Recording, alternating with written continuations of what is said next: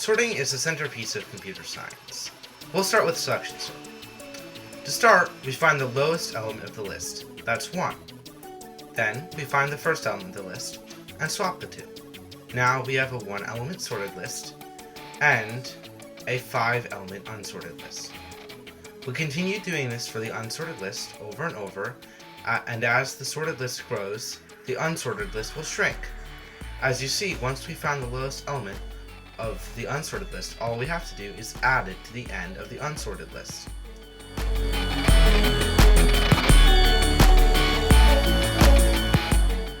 Insertion sort is very similar to selection sort in that both maintain sorted and unsorted parts of a single array. In insertion sort, you start by taking the first element and put it in the sorted array. Next, you take the second element and shift it into the sorted array in its correct place. You continue down the line of the unsorted array, taking each first element and shifting it into its correct place in the sorted array. To begin Quicksort, we must choose a pivot. A pivot is optimally placed in the center of an array, but since this array has an even number of elements, let's move one up from the exact center, making our pivot 4. Next, we select all the elements that are less than the pivot, 1, 2, and 3 in this case, and all the elements that are greater than the pivot, 6 and 5 in this case. All the elements less than become the left array, and all the elements greater than become the right array. Next, for both the left and right arrays, starting with the left, we'll do the exact same process, 3 becoming the pivot. So for instance, in this case, 1 and 2 are both less than 3, so they become the left array of 3.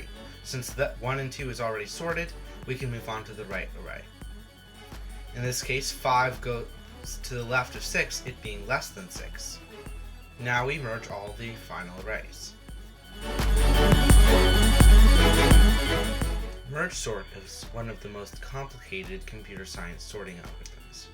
To start, you split the array into 2 subarrays, left and right. You continue to do this for each array until each array only contains 1 element. So in the left array, now we have 3 arrays, 1, 3, and 5. You merge the last 2,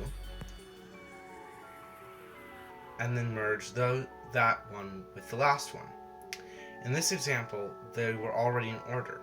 However, since you always merge in order, new elements must be shifted into the correct place in the merging arrays. So for instance, 6 does not go at the beginning of 2 and 4. It must go at the end, so it is shifted there. Now, merging the final 2 arrays, each element must be shifted into the correct place. So here, 2 must be shifted until just after 1, 4 must be shifted until just after 3, and 6 can be added on to the end.